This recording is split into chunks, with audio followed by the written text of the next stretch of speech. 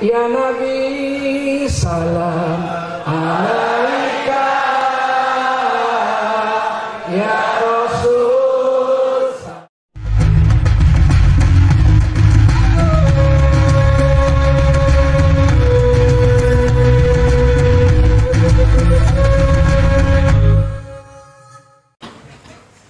Assalamualaikum warahmatullahi wabarakatuh.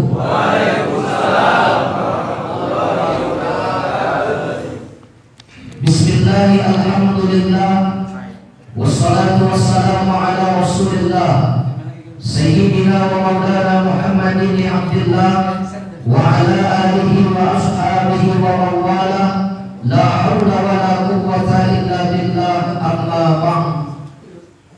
Yang saya muliakan para alim ulama, para cerdik pandai, tuan guru, para sesepuh, para kiai yang berhadir pada subuh hari ini. Kemudian yang terhormat Bapak Kepala Desa Senencirim, Kecamatan Kutalim Baru, yang alhamdulillah subuh hari ini berhadir bersama-sama kita, Bu. Dan sekaligus beliau juga rangkap sebagai calon Kepala Desa, benar Pak? Iya, saya bukan kampanye, nyampaikan aja. Kemudian yang terhormat Bapak Kepala Desa Senencirim, Kecamatan Sunggal. Saya ketemu dengan Pak Sugeng ini udah 2 kali. Dan alhamdulillah begitu saya diundang kemarin jalan lumayan bagus Pak. Cuma tadi agak berdebu sedikit lewat pekan Pak. Nah itu perhatian kita juga kan gitu. Itu ada mau pulang tadi, yang lain aspal ini kok enggak, saya mau pulang enggak mungkin sedang sambung terhidro. Kemudian yang terhormat ini senior saya Pak Ustadz Hendro SPDI selaku Ketua Forum Komunikasi Silaturahmi Masjid dan Musola Kecamatan Sunggal, ya Pak.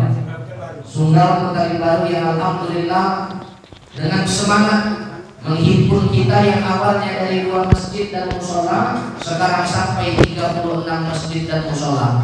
Mudah-mudahan setiap tahun bertambah terus keluarga besar Forum Komunikasi Silaturahmi Masjid dan Musola. Mudah-mudahan dari sinilah terjadi sebuah perubahan, terjadi sebuah gerakan. Kita yakin dan percaya insya Allah Kecamatan Kutalim Baru dan Sunggal umumnya nanti dan Kabupaten Deli Serdang kiranya bisa memiliki umat yang cinta akan masjid. Amin. Allahu Akbar. Ya, takbirnya di sana tuh Pak. Kemudian yang terhormat lupa saya. Ini bahaya kalau lupa yang menghormati Bapak Ketua Badan Kemakmuran Musola An-Nur, Pak Haji Sudiardi, yang insya Allah dengan perjuangan kita nanti akan menjadi masjid. Karena antara masjid dengan musola bedanya cuma tipis saja Pak. Sama-sama tempat sholat tapi yang satu dipakai Jumat, yang satu belum. Tapi nanti kalau udah jadi masjid mudah-mudahan Jumatnya jangan 15 orang kayak tempat kami sana. Buat masjid tapi cuma 15 orang Jumatnya. Kalau bisa nanti ya Pak Haji udah jadi masjid luar biasa. Tapi alhamdulillah pada ahad subuh ini saya cukup luar biasa terkesan. Jarang-jarang lo subuh seramai ini. Jarang-jarang subuh seramai ini. Kalau dibilang Ustaz Ekro tadi kunjungan wakil gubernur aja sulit. Tapi saya rasa kalau Pak Wagub Sunanti kemarin kaget juga gini. Mudah-mudahan cair juga untuk sholat. Padat juga Pak. Orang Wagub Sunanti itu orang baik kok bayar ya. Baik. Bapak Ibu yang saya muliakan, kajian kita pada ahad subuh ini saya hanya menyampaikan yang ringan-ringan saja. Kalau yang berat Ustaz Ekro lainlah. Saya ringan-ringan saja. Nabi pernah berpesan kepada kita, kata Nabi, sab'atun yuzilluhumullahu yawman fi zillihi la zilla illa zilluh. Kata Nabi nanti di akhirat, jangankan cerita di akhirat, di dunia nanti ada 7 golongan yang akan mendapatkan naungan dan perlindungan langsung dari Allah. Kalau di akhirat orang lain tidak mendapatkan naungan dan pertolongan, orang lain merintih kepedihan dan kesakitan, tapi yang 7 golongan ini langsung mendapatkan lindungan dari Allah. Siapa yang 7 golongan ini? Mudah-mudahan Pak Kades tidak termasuk salah satunya. Amin. Siapa yang 7 golongan ini kata Nabi? Yang pertama, imamun adil, seorang pemimpin yang adil. Nah ini kalau ada cerita seorang pemimpin yang adil, Pak Karis pun duduknya udah kurang sedap ya Pak. Pak, kan gitu kan? Siapa pemimpin yang adil ini? Kalau kita lihat kata Nabi, pemimpin yang adil ini at-tawassut bainal amrayni. Seorang pemimpin yang adil itu dia tidak ke kanan dan tidak ke kiri, dia di tengah. Nah, kalau kita mau cari potret seorang pemimpin yang adil, ada nggak dalam dunia Islam? Ada. Bahkan namanya sampai sekarang masih kita kenal dan menjadi barometer kita dalam memimpin sebuah pemerintahan. Apakah itu memimpin sebuah desa? Karena kalau kita lihat pergerakan desa ini cukup luar biasa, Pak. Sekarang orang berebut jadi kepala desa. Kenapa? Karena perjuangan dimulai dari desa. Saya yakin juga kalau calon kepala desa itu banyak hal yang biasa. Kami sana 6 calon kepala desa. Semua datang ke rumah, aku pun bingung yang mana mau dibantu. Karena semuanya subuh datang. Subuh, setiap pengajian subuh datang. Bingung juga, Pak. Nah, kalau ada yang nggak datang satu orang, langsung aku bilang dia yang datang subuhnya, yang nggak datang subuh dah. Kenapa? Karena subuh ini barometer, Pak. Makanya Buya Hamka mengatakan, Buya Hamka mengatakan, kalau ingin cari orang yang bertakwa, lihat aja subuhnya. Kalau mau cari orang Islam, Idul Fitri, Idul Adha, penuh. Betul nggak? Penuh itu masjid. Bahkan BKM kewalahan pasang perata lagi. Bahkan kemarin tuh Idul Fitri tempat kami hujan, Pak. Itu sholatnya sampai 2 gelombang. Luar biasa sekali. Inilah hebatnya kita umat Islam ini. Tapi kalau mencari orang yang bertakwa itu apa? Lihat subuhnya.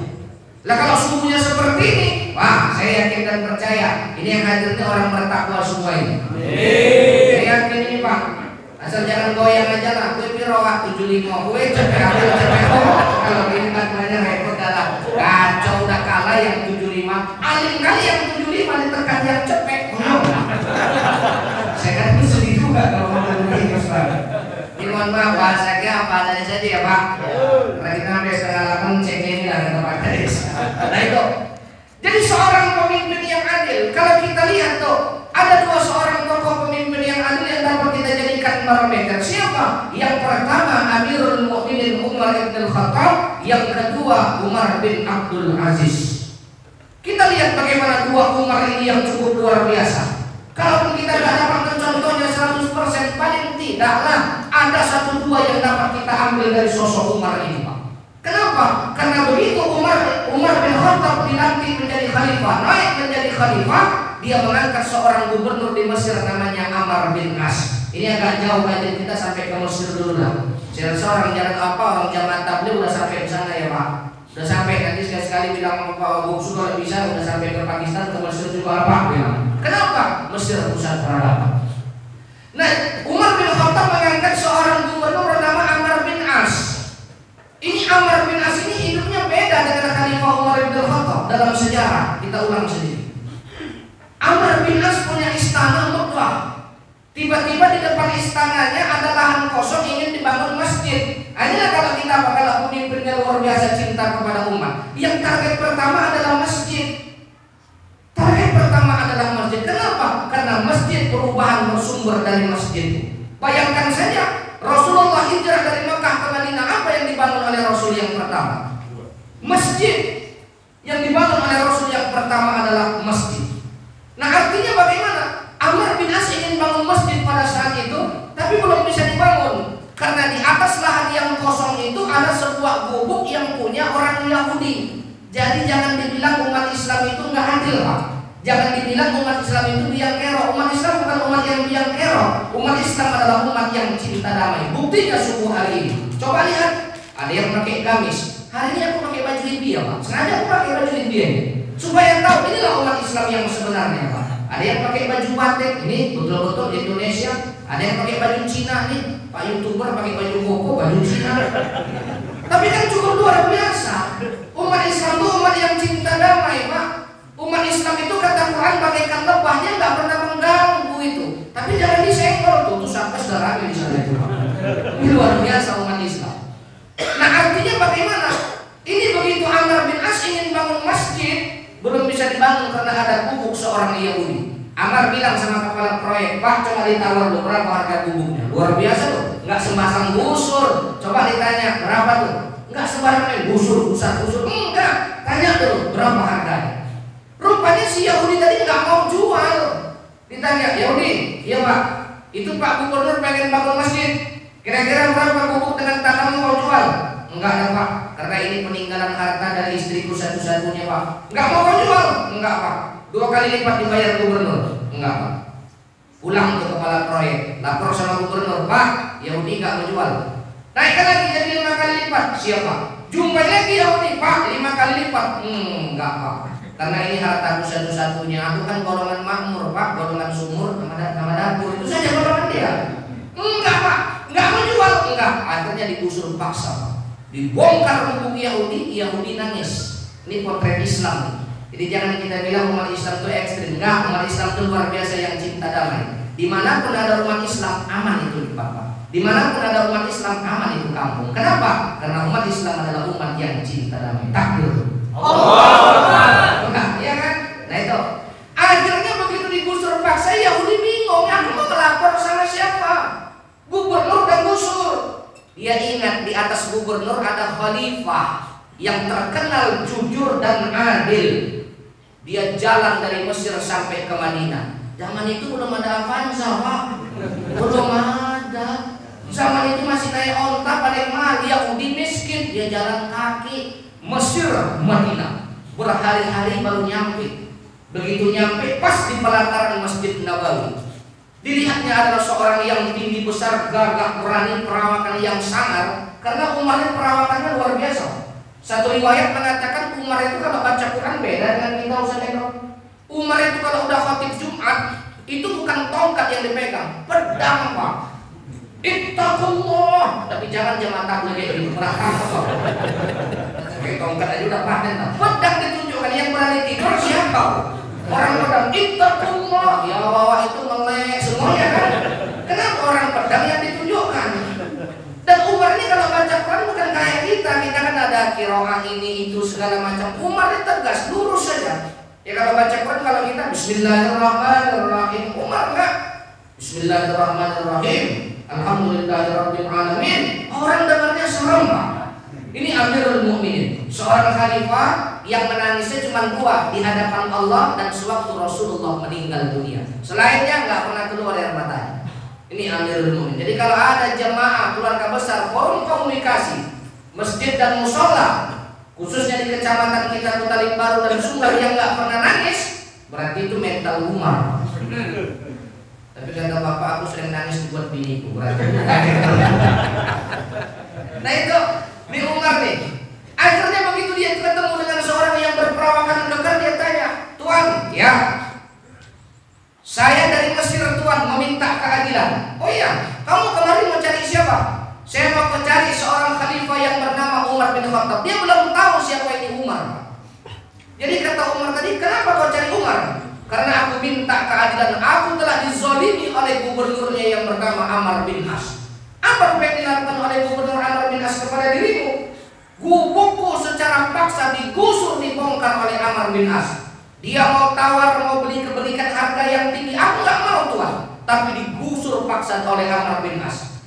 Kalau begitu wahai Yahudi, dia belum tahu si Umar siapa. Dia bilang begini, kalau kau mau cari Umar, kau akan jumpai saya sekarang juga. Siapa rupanya Umar bin Khattab ini? Apakah istananya mewah? Kata si Yahudi. Iya. Di mana istananya Tuhan? Di bawah pohon kurma. Di mana tempat tidurnya Tuhan? Permadaninya pakai pelepah kurma. Karena dilihat orang Yahudi tadi pipinya merah Pak, pipi si Umar tadi. Karena baru bangun tidur dari apa? Dari pelepah kurma tadi. Ini luar biasa pemimpinnya kayak gini. Masa Pak Kades nggak ada di dalam pelepah kurma?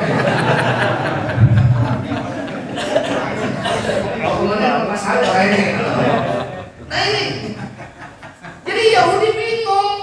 Siapanya Bapak sebenarnya? Kira-kira pengawal Umar bin Khattab itu kayak mana? Hebat Pak, hebat. Kayak mana pengawalnya? Para janda. Siapa lagi? Fakir miskin. Siapa lagi? Para yatim. Bingung Yahudi, jangan-jangan orang gila yang baik. Baju kebesarannya apa Pak? Malu. Al-haya'u minal iman. Orang yang bertakwa itu akan punya rasa malu yang cukup tinggi. Kalau katanya dia mengaku orang bertakwa tak punya rasa malu, masih nol ketakwaannya itu Pak. Jelas?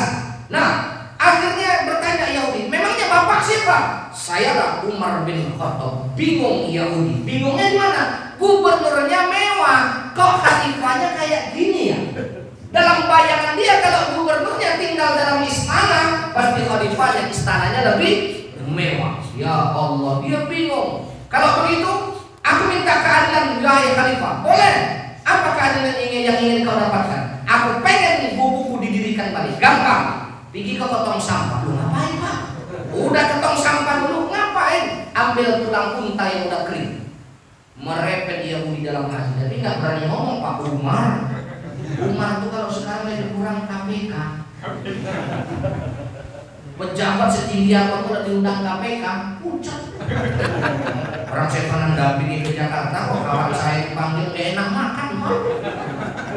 Saya nikmat kalau saya nggak dipanggil, cuma ngawannya aja. Lebih kurang KPK. Jangankan ketemu Umar, masih mendengar nama Umar saja, jangankan manusia. Sungai Nil pernah takut, jinnya Sungai Nil mendengar nama Umar. Kan dulu kan pakai kurban tuh Sungai Nil itu, tiba-tiba nggak mau lagi. Ini kan ribut perkara kurban nih. Sekarang kan ribut perkara sesajen ya, Pak. Ini perkara kurban nih, ribut tempo hari. Jadi Umar buat surat tuh, wahai jin Sungai Nil, kalau kau nggak mau mengalirkan air Sungai Nil ini, akan kutangkap kau, kata Umar. Dilemparkan surat berair Sungai Nil, Pak. Jin aja takut sama Umar, apalagi manusia. Lah akhirnya bagaimana? Begitu diambil tulang, Umar balikkan pedang. Serap, digaris lurus, digaris silang, serap. Yahudi, iya Tuan Khalifah, bawa pulang ke Mesir tulang ini, serahkan kepada gubernurmu Amr bin As. Tulangnya Pak, tulang. Bingung, ini Khalifah model apa ya? Kalau kita kan pakai stempel, pakai kopi, itu pun nggak diopel juga, berarti yang salah siapa? Bukan suratnya, Pak, yang buat surat. Betul nggak? Ayo kita sama-sama ngaji subuh, dia nggak datang. Ayo sama-sama kita puasa Senin Kamis berbuka bersama, dia nggak bosan. Berarti nggak ngaruh kan? Suratnya saja nggak ngaruh mau stempel kayak mana. Ini cuma tulang. Begitu dibawa, merepet Yahudi sepanjang jalan. Menyesal aku ke Madinah jumpa khalifah kayak gitu. Sama wajar gubernurnya juga susup hatinya saja. Pertama dia berburu sangka, pulanglah bawa tulang. Sampai ke Mesir jumpa itu protokol gubernur, kan pakai protokol, Pak. Anies pakai nggak ya? Pakai protokol. Memang biasa, namanya juga pejabat. Sebelum menjabat datang ke rumah Ustaz. Udah menjabat mau jumpa susah. Iya, makanya aku gak mau ketipu 2 hari itu.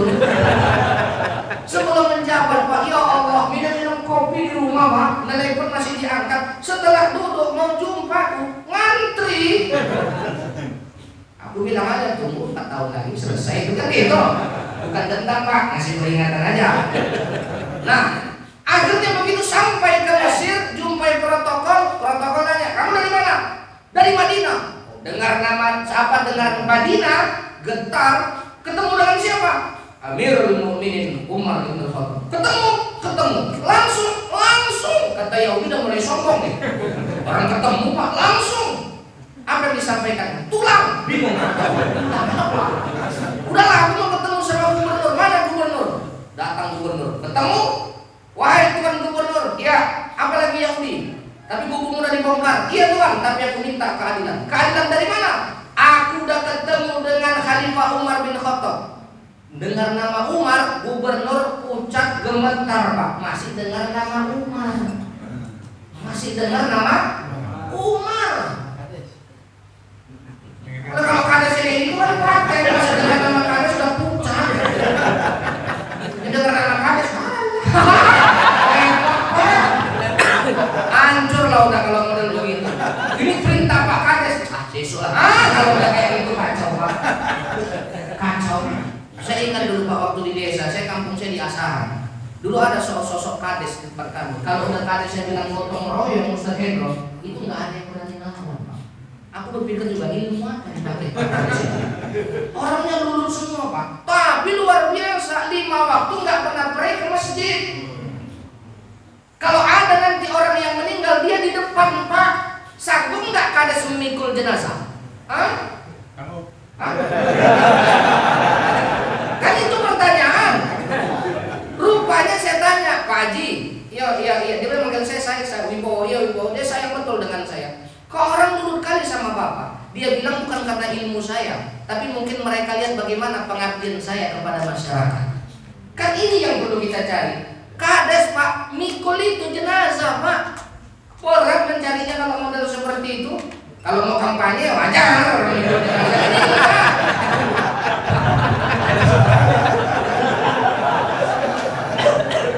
Kata Kades nyesel. Ini mohon maaf nih Pak Kades ini sampai akhir masa jabatan. Dulu kan nggak pakai periode Pak. Saya ingat beliaulah Kades paling terlama yang saya tahu. Sampai meninggal masih menjabat menjadi Kades. Orang sampai meninggal Pak, jabatannya masih Kades. Setelah dia sampai sekarang di tempat kami, nggak ada lagi yang kayak gitu. Nggak ada. Bahkan ada Kades mau ketemu susah. Mana Pak Kades turu.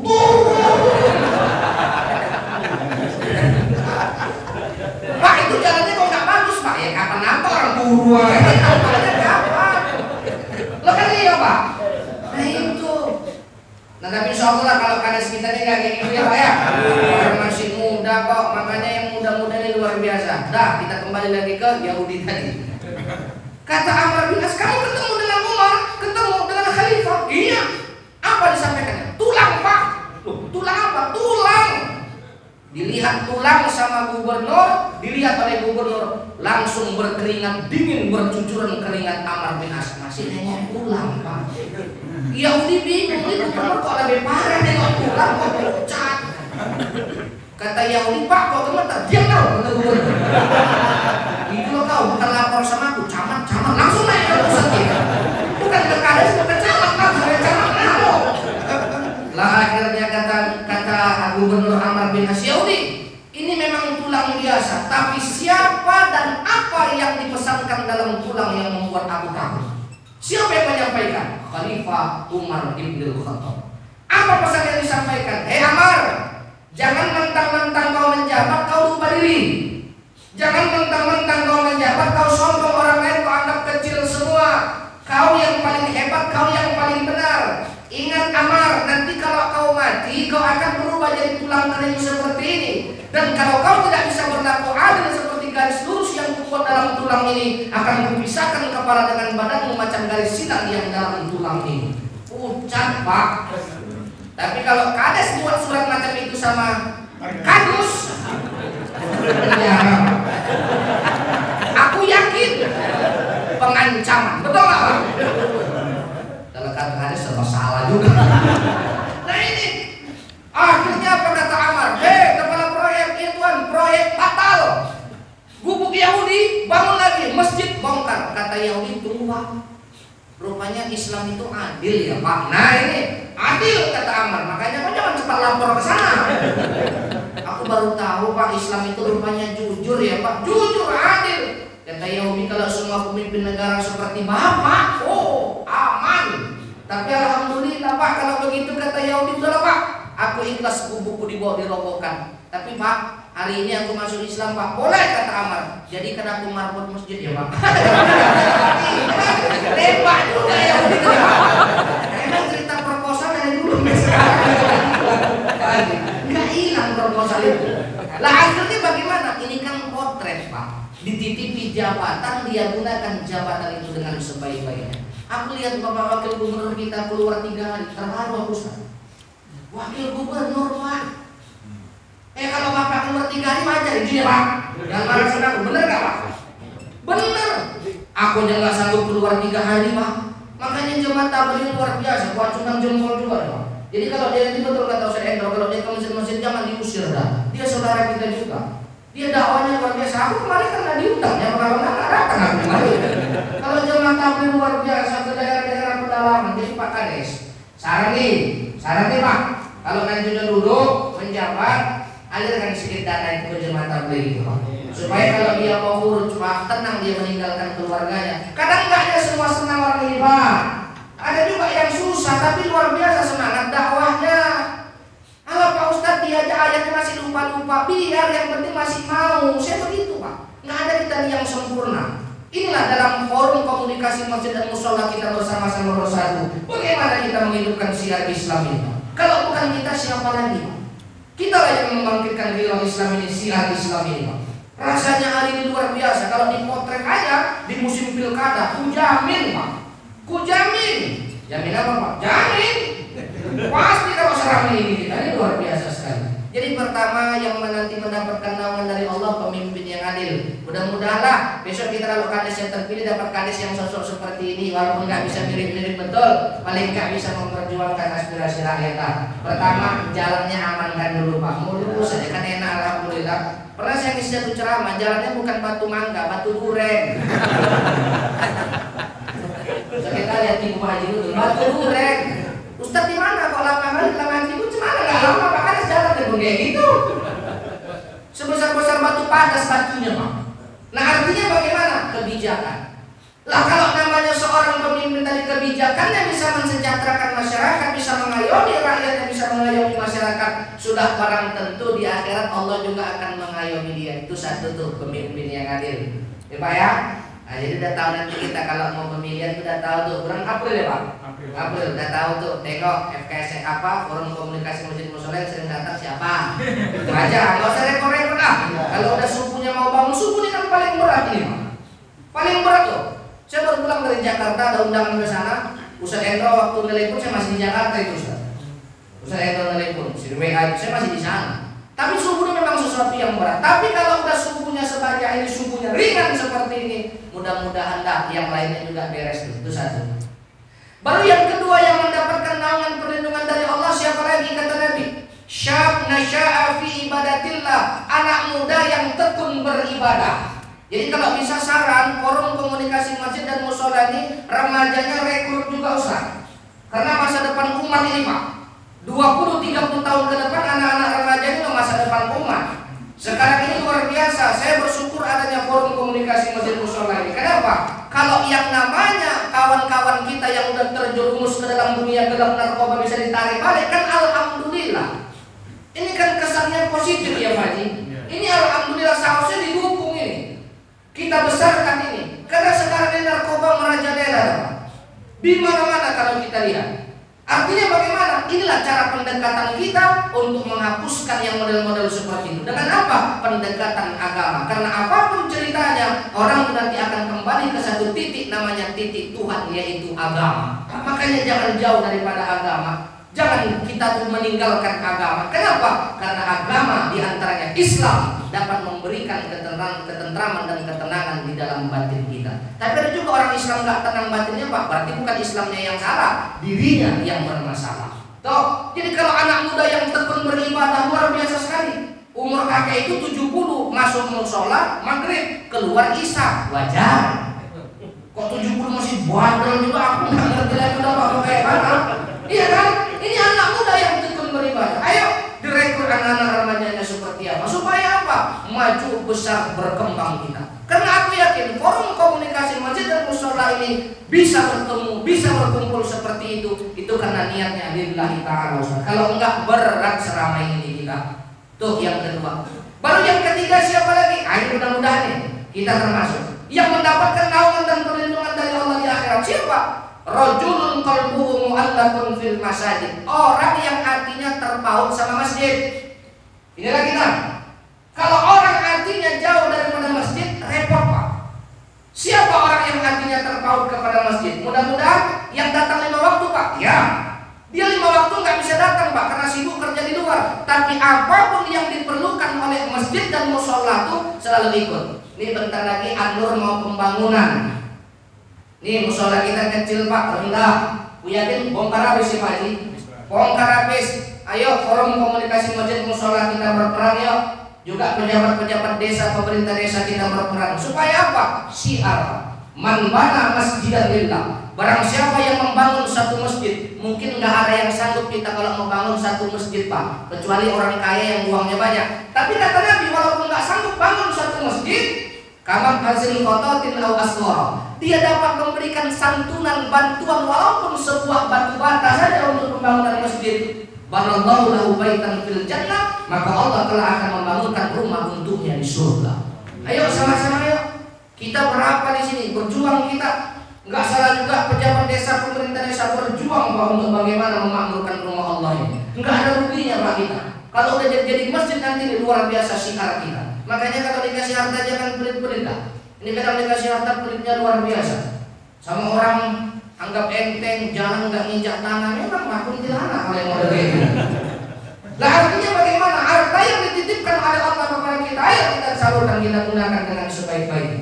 Untuk apa? Itu yang kekal untuk kita. Karena saya pernah ada seseorang yang meninggal dunia yang tahlilan cuma 7 orang, termasuk aku. 7 orang, nggak ada yang mau datang. Kutanya kenapa nggak datang? Wah tapi di Kemalangan, alah ada bangun masjid yang nggak peduli, orang meninggal nggak ambil pusing, ada pengajian nggak mau tahu, ada orang sakit mau elos. Ini mohon maaf nih, ini potret nih Pak. Islam nggak mengajarkan seperti itu. Pak dia ibadahnya bagus Pak, tapi bermasyarakat enggak, nol juga.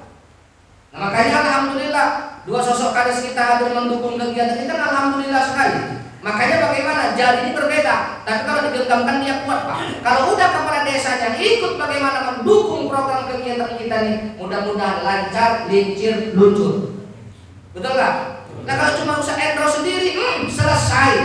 Nggak sampai umurnya 3 tahun ini Pak. Apa namanya persaudaraan kita ini. Tapi udah 3 tahun lebih saja.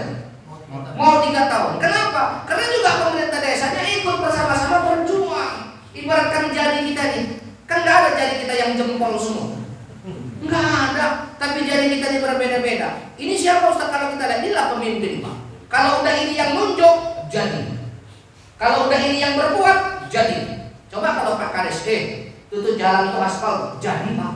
Coba kalau usah Endro yang nunjuk. Nah, apa kata Pak Kades? Dia Ustaz, bukan kapten Ustaz. Kekuatannya nggak ada Pak.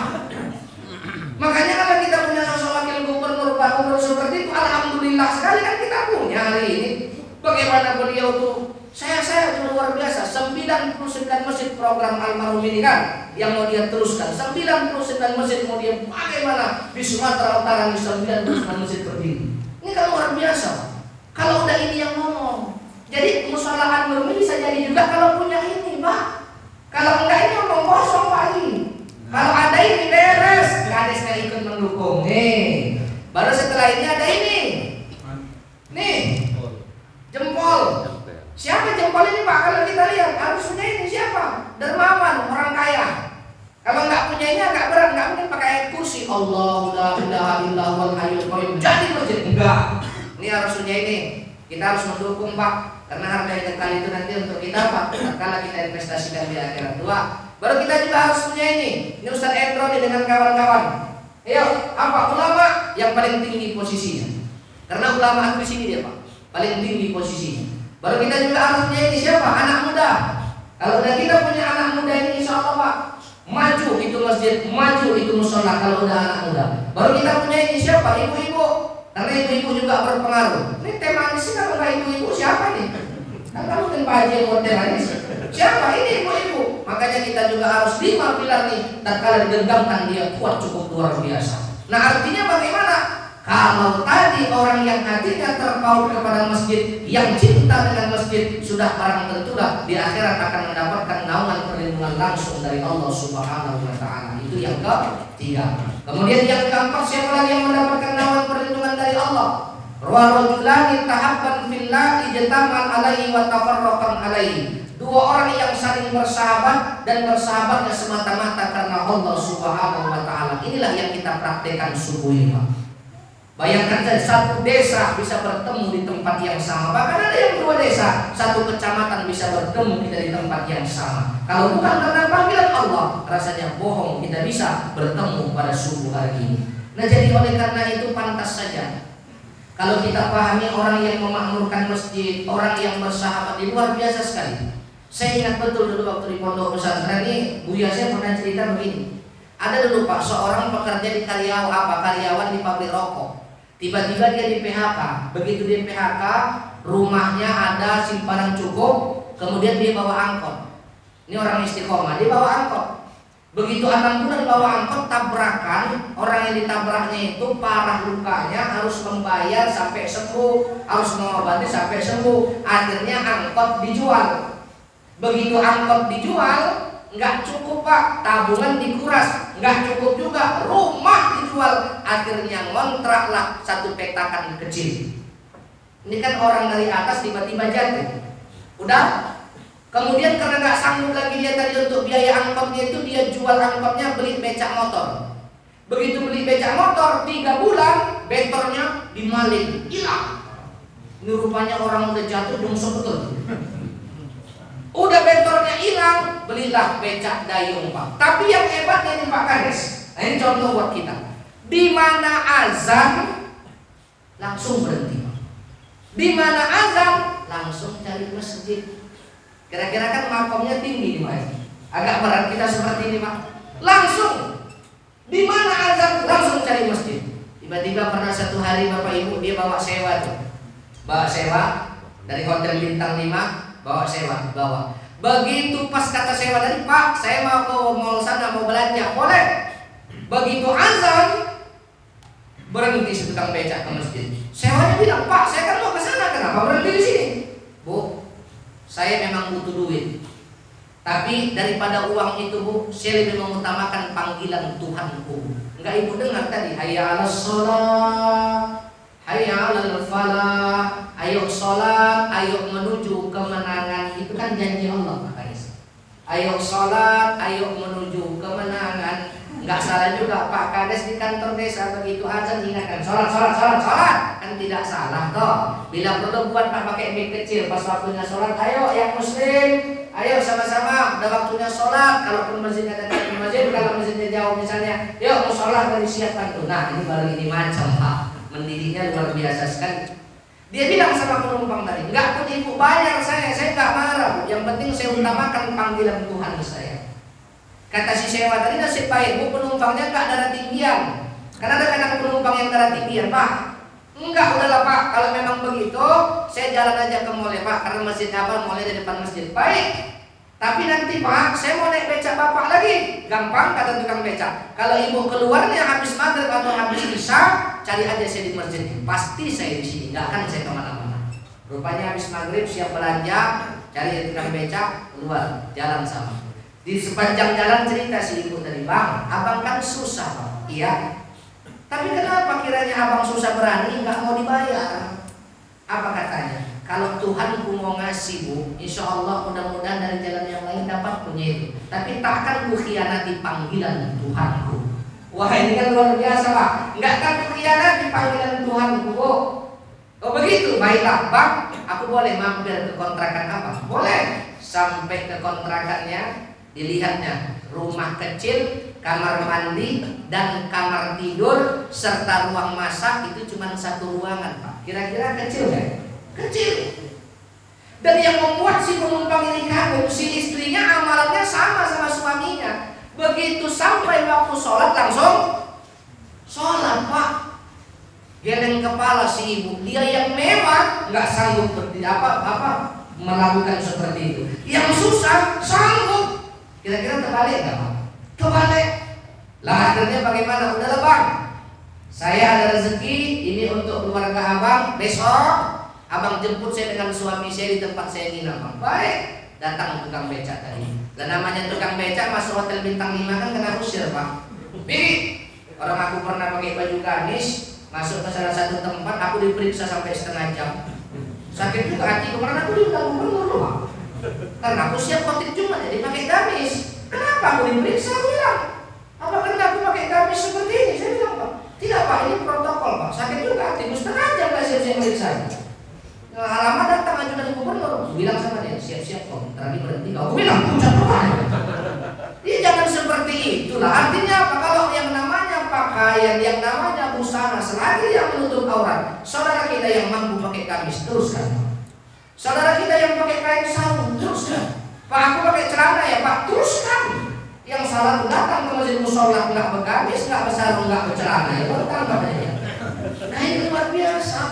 Lah akhirnya karena tadi gak bisa masuk dipanggil sama ibu tuh, Bang masuk aja, baru masuk. Begitu sampai itu sama suami naik becak Pak.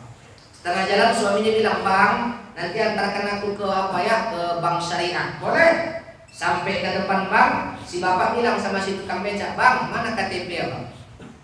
Bang bilang apa Pak? Udah mana? Diambil. Setengah jam keluar dikasih amplop. Bang jangan dibuka, nanti siap makan siang baru kita buka. Pas sudah mau zuhur, Bang, kita cari masjid, boleh Pak. Sholat, siap sholat berjamaah, makan siang, baru dibuka amplop. Nangis si tukang becak buka amplop tadi. Kenapa? Rupanya isi dalam amplop tadi itu adalah si tukang becak didaftarkan haji bikin si bapak ini. Nangis tukang becak. Di bapak nanya, kenapa kamu nangis? Apa kamu tidak senang? Senang Pak. Tapi kenapa kamu nangis? Aku bingung Pak, gimana melunasinya ini Pak? Ya kan dikasih baru pendaftaran DP, melunasinya kayak mana Pak? Dia bingung. Lah tenang aja kata si bapak tadi. Siap makan, datang ke pangkalan becak.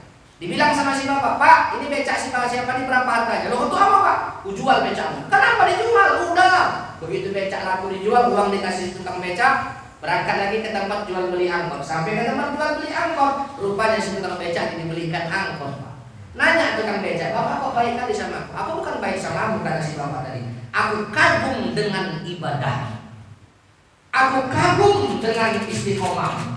Dulu kau senang taat, sekarang susah juga taat. Banyak terkadang orang senang taat, susah kufur. Ada juga yang susah taat, senang kufur. Banyak contoh yang ada dalam sejarah. Bagaimana Qarun laknatullah di zaman Nabi Musa, bagaimana Sa'labah bin Khatib al-Ansari laknatullah di zaman Nabi kita Muhammad sallallahu alaihi wasallam. Nah ini. Lah akhirnya bagaimana? Inilah potret Pak. Kalau udah hayya 'alas shalah, ayo salat, hayya 'alal falah, itu panggilan Allah. Walaupun muazzin yang mengumandangkan, tapi itu dia mewakili memanggil dengan panggilan Allah Subhanahu wa taala. Jadi luar biasa sekali orang yang cinta kepada masjid ini. Makanya Pak BKM semangat Pak. Tetap semangat walaupun terkadang BKM itu kan banyak anak fitnah juga. Karena aku juga termasuk pengurus BKM Pak. Banyak anak fitnah, nanti beli kereta baru, uang semen. Ya Pak ya, kalau bisa kita di forum ini jangan begitu lah. Apalagi itu Pak Haji BKM yang baru dilantik Pak, siap-siap kena fitnah Pak. Iya benar, yang baru dilantik siap-siap tuh. Panas-panas telinga Pak. Benar, nanti beli TV baru, jangan-jangan uang keramik. Waduh, makanya tempat kami sana bangun menara 17 tahun tak siap-siap. Orang difitnah terus, kapan siapnya? Kita tuh kalau bisa bagaimana? Percayakan saja, karena dia mampu, udah percayakan saja. Ayo sama-sama kita makmurkan rumah Allah ini. BKM kita nggak digaji ya Pak? Enggak. Kalau di Aceh Tamiang Pak, saya baru ceramah ke sana kemarin itu di Kabupaten Aceh Tamiang. Itu imam khotib BKM digaji Pak, oleh pemerintah kabupaten, digaji Pak. Makanya kalau mau milih imam di sana macam pilkades, pakai pencoblosan, dibayar Pak sama pemerintah. Kan alhamdulillah kalau imamnya seperti itu BKM-nya. Makanya semangat. Ini kita di sini udah BKM kita nggak digaji, kena fitnah lagi Pak. Makanya masuk surga Pak Haji ini besok. Entah surga yang mana lah. Nah kalau mau kita cari yang mana ketemu lah Pak. Biasanya masuk surga juga nih tim YouTubers nih. Masuk surga, sedang mau nyari nggak ketemu. Pak Kades mana Pak Kades? Enggak enak di surga ya? Jangan-jangan kan rokok? Enggak. Cari dulu. Rumahnya di VIP nya Pak Kades. Wah, kan beda. Dengan kebijakannya, dengan kekuasaannya dapat mensejahterakan umat, menghidupkan rambu-rambu dan nilai-nilai agama. Yo beda Pak. Kalau saya besok masuk surga dengan mic aja dah. Kenapa? Ayo membakar mensemangati umat itu saja. Kalau Pak Kades dengan tanda tangannya Pak. Kalau YouTuber dengan apa? Dengan kameranya. Kalau Endro dengan apa? Dengan kebijakan. BKM dengan apa? Dengan keikhlasannya dicaci maki orang. Bener loh Pak. Apalagi nanti kalau dia imam, aku nggak gelem ikut itu. Kenapa rupanya? Uang keramik di embarnya. Nggak sia-sia kalau kita kalau seperti itu. Ya jangan seperti itu. Kita tuh bersahabat semata-mata karena Allah. Berbeda, silakan. Berbeda pandangan, boleh. Berbeda pendapat, nggak jadi masalah. Tapi berpecah belah, jangan. Pak, saya sekarang sedih Ustaz. Kenapa? Nengok di YouTube tuh masih begaduh aja Pak. Aku kadang sedih nangis seperti itu. Kenapa? Kita sama kita loh Ustaz.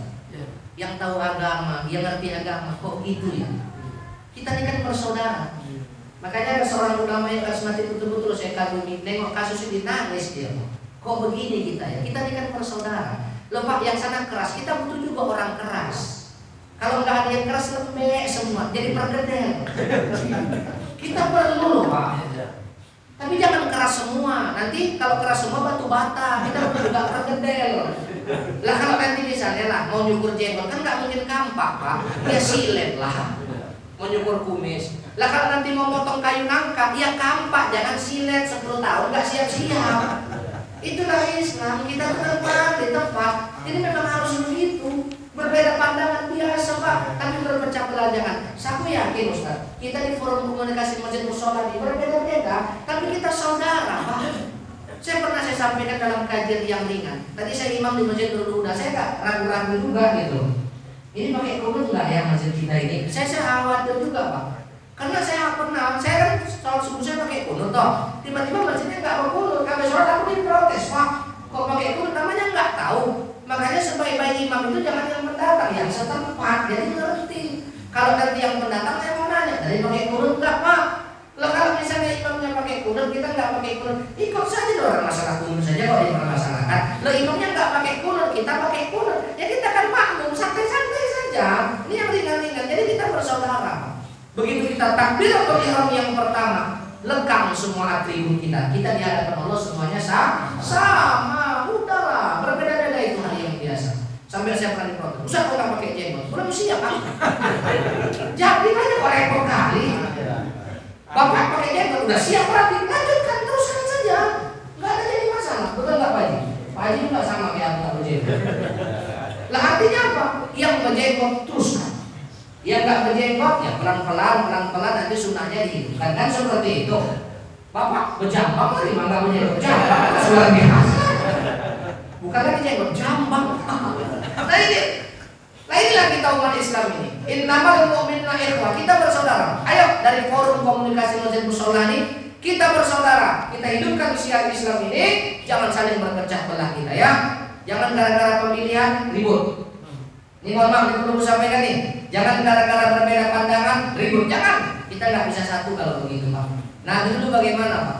Menyatukan umat 23 tahun menyatukan umat. Para sahabat bagaimana? Menyatukan umat. Supaya apa? Kita tetap bersaudara. Innamal mu'minuna ikhwah. Kita adalah bersaudara. Jangan gara-gara berbeda pandangan kita berpecah belah satu dengan yang lain. Terakhir saya pernah sholat Pak, dia nggak pakai tahiyat. Saya khawatir juga, jangan-jangan ini dari mana lagi? Karena sekarang kan banyak kali nih Pak. Kita kadang sedih juga. Kalau apa-apa nanti misalnya bagaimana? Muncul bermacam-macam lah. Kemarin yang terakhir itu anaknya meninggal, dia kubur, dia simpan di rumah, enggak mau dia kubur. Rupanya mengikuti satu aliran. Sedih kita Pak kalau model begini. Siapa yang jelek? Islam juga lagi dah. Lah kan kita kacau kalau begini. Padahal bukan Islamnya yang salah, manusianya. Jadi nggak pakai tahiyat dia.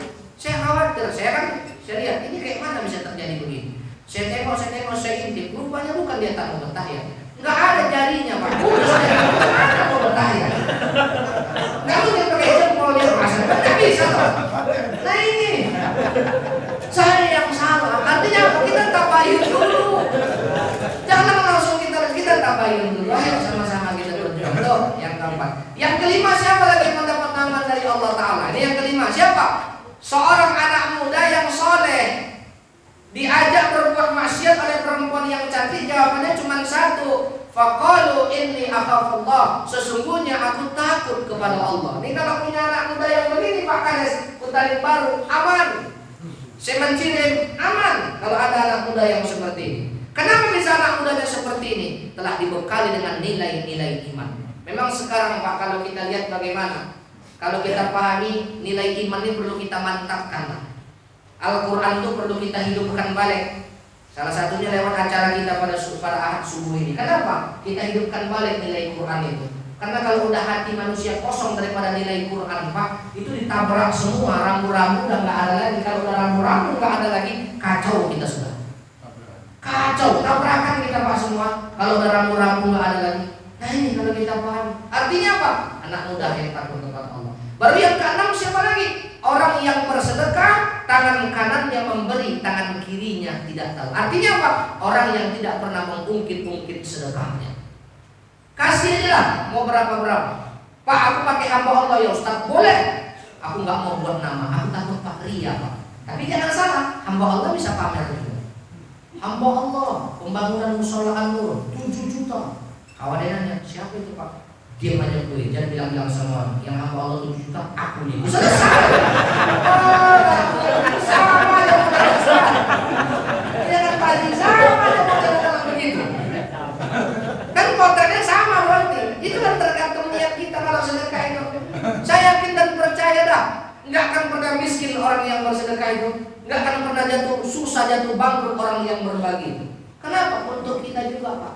Mana jam tangan mahal, mana baju mahal, mana peci mahal, mana mobil mahal, mana kereta mahal. Tinggal kayak yang gue bilang 7 orang tadi meninggal, Pak. 7 orang kami yang tadi, mana Al-Fatihah sampai 3, Pak. Tapi cuma masjid satu pun tak ada dibangunnya. Sedih saya, Pak.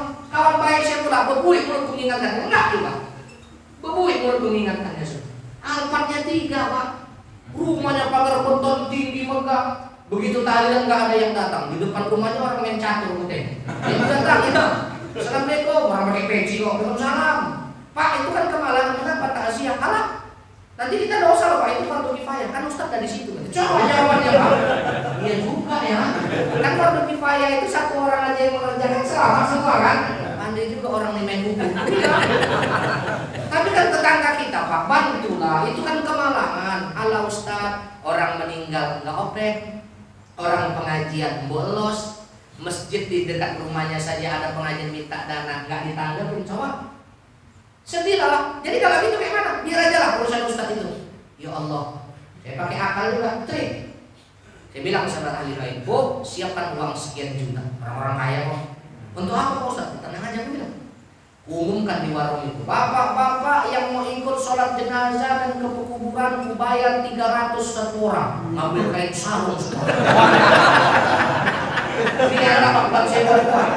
Ya, timbang nggak ada Pak, malu kita umat Islam loh. Mau diterima nggak terima sholatnya urusan nanti kalau aku bilang. Yang penting datang dulu. Aku ikutnya Ustaz, iya. Pulamnya ber-20 orang Pak. Pakai peci semua. Allah, dalam hati gimana sholat? Ini apa nih Pak?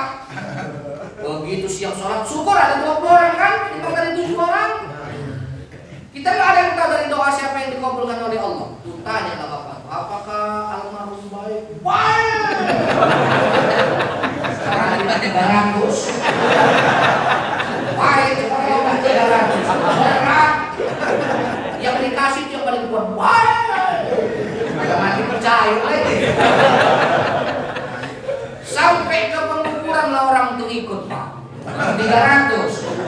Asal siap dikuburkan baru kode Ustaz katanya. Ya Allah, ini potret. Jadi aku bilang sama keluarganya, ini potret. Semewah apapun kau dalam istana, kalau tidak bermasyarakat seperti itu nggak ambil pusing, nggak ada artinya hidup ini. Khairun nas anfa'uhum linnas. Sebaik-baik manusia yang bermanfaat untuk manusia lainnya. Udah meninggal pun dia Pak masih meninggalkan manfaat. Nah artinya bagaimana sedekah yang kita berikan ke masjid sehingga kita hidupkan forum komunikasi masjid mushola ini, itulah yang kekal untuk kita nanti. Yang lain tinggal semuanya itu. Itu yang kekal untuk kita. Saya nangis waktu wali kota Bandung meninggal Pak. Siap sholat sunat mau khatib Jumat belum habis. Kira-kira paten nggak Pak Aris? Paten ya, tapi jangan sekarang. Orang lain tapi menjabat dulu, kasih gebrakan-gebrakan yang terbaik. Aku yakin ini luar biasa. Ini Ustaz kayaknya bisa dicontoh forum komunikasi dia. Nanti aku sampaikan di Langkat, aku sampaikan nanti. Ini luar biasa. Ini kita itu forum komunikasi Pak, ya kan? Tapi luar biasa sekali. Ramainya bisa seperti ini. Nah, orang mudah-mudahan lah. Kalau bisa bulan depan nanti apalagi Pak Wakil Gubernur datang lebih ramai. Ya lebih ramai tuh. Ibu-ibu juga kasih tahu tuh. Gak apa-apa ibu-ibu biar ramai. Tapi alhamdulillah luar biasa. Mudah-mudahan surga untuk kita seperti ini. Ramainya seperti ini hebat untuk. Biasanya kalau aku isi ceramah ibu-ibu yang paling banyak. Pengajian akbar ini ibu-ibu, bapak-bapaknya sedikit. Tapi ini luar biasa ya. Bapak juga, Pak Karis tadi berapa usia? 49 ya, 48, Pak Karis berapa? 32, berarti beda-beda tipis umur Pak Karis. Saya 34, Pak Karis 32. Ini luar biasa sekali. Kita harus yang muda-muda begini Pak, supaya Pak gerakannya. Nah insya Allah mudah-mudahan ya Pak Karis, saya doakan terpilih. Duduk, saya yakin dan percaya. Tapi nanti kalau udah terpilih Pak, jauh. Lanjut juga kembali Pak, kan gitu. Beda udah kaplingnya. Kalau itu alhamdulillah. Tuh. Baru yang terakhir yang mendapatkan naungan siapa lagi? Mudah-mudahan kita juga. Siapa? Zakarullah khaliyan, kata Nabi. Orang yang bangun pada waktu malam. Saya yakin Pak. Tadi jam 4:30 udah bangun jadi orang mau acara ini. Bangun pada waktu malam, rukuk sujud menghadap Allah. Bersimpu ya Allah, banyak kesalahan yang pernah kulakukan. Banyak dosa yang kulakukan ya Allah. Terima taubatku ya Allah. Nah ini. Setelah dia terima taubat, dia berangkat ke masjid, ya Allahu Akbar. Habis itu dia kumpul di sini bersama-sama menghidupkan syiar. Terakhir, karena umur kita ini nggak panjang, Pak. Umur kita nggak panjang. Akmuru ummati ma baina sittina ila sab'in, kata Nabi. Umur umatku itu paling panjang antara 60 sampai 70 tahun. Lah kalau hari ini kita ada yang udah 59 tahun 11 bulan. Bulan Nurul. Oke. Lah kalau 59 tahun 11 bulan, kalau udah 60 tahun kita subuh ini pulang haji. Kalau udah 70 tahun siap sarapan. Tapi umur kita nggak ada yang tahu, Pak. Itu anaknya Al-Mafruḍah Kiai Haji Arifin Ilham, 20 tahun si Amir dipanggil oleh Allah Ta'ala. 20 tahun 6 bulan baru nikah dipanggil. Kawan pun nangis sekuat-kuat. Yang kira nangis si Amir, rupanya enggak. Nangis si bini si Amir, udah ada rondo ya. Wah, yang kawan itu. Jadi ayo dengan forum komunikasi masjid musholah kita berjuang. Kita hidupkan syiar Islam ini. Tunjukkan Islam rahmatan lil alamin. Inilah kita. Yang dapat saya sampaikan semoga bermanfaat. Pas lebih, terima kasih atas segala perhatian. Mohon maaf atas segala kekurangan. Usikum wa nafsi bitaqwallah. Wassalamualaikum warahmatullahi wabarakatuh. Waalaikumsalam warahmatullahi wabarakatuh. Lihat warna merah nih, tekan tombol subscribe.